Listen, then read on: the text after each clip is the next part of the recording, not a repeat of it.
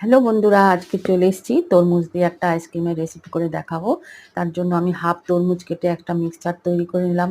এই মিক্সচারের সাথে আমি 60 গ্রাম পরিমাণ চিনি, 120 গ্রাম পরিমাণ মিল্ক পাউডার সমস্ত নিয়ে মিশিয়ে মিক্সচার রেডি করে এর সাথে আমি 1 চামচ পরিমাণ রুয়াবজা মিশিয়ে সুন্দর একটা ঠান্ডা মিক্সচার তৈরি করে এটাকে আমি আইসক্রিম মোল্ডে ঢেলে নেব।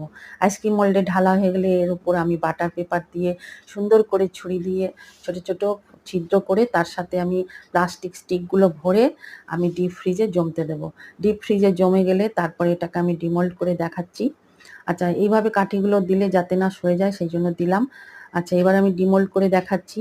আচ্ছা, একটা বাটিতে আমি নিয়ে নেব। আচ্ছা, সাজিয়ে নিয়ে তারপরে আমি একটা প্লেটে দিয়ে চকলেট সিরাপ দিয়ে গার্নিশিং করে নেব।